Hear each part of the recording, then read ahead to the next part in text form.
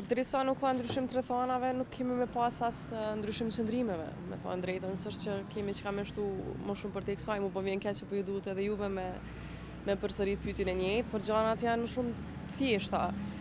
Jemi në mungesë në një marrëveshje politike, nëse kjo ka ndryshuar, atë ndryshon edhe situata brenda sepse do të jenë numrat. Sa i përket insistimit që ndryshohet procesi, e kemi sqaruar që në mes të një procesi s'mundesh me ndryshu mënyrën si votohet dhe gjërat e tjera, sepse nuk e kemi përcaktuar ne, është përcaktim i rregullorës dhe praktikave kushtetuese. Derisa nuk ndryshon asgjë nga qëndrimet dhe kërkesat e partisë fituese, nuk ka pse të ndryshojë asgjë në anën tonë. Ne nuk jemi pjesë asnjë marrëveshje politike, rrjedhimisht nuk kemi as pse i ndryshojmë qëndrimet tona. Ose zëra që disa deputet të LDK-s, nëse bëhet votimi fshat, e ndryshojnë votën, cili është qëndrimi juaj, a keni...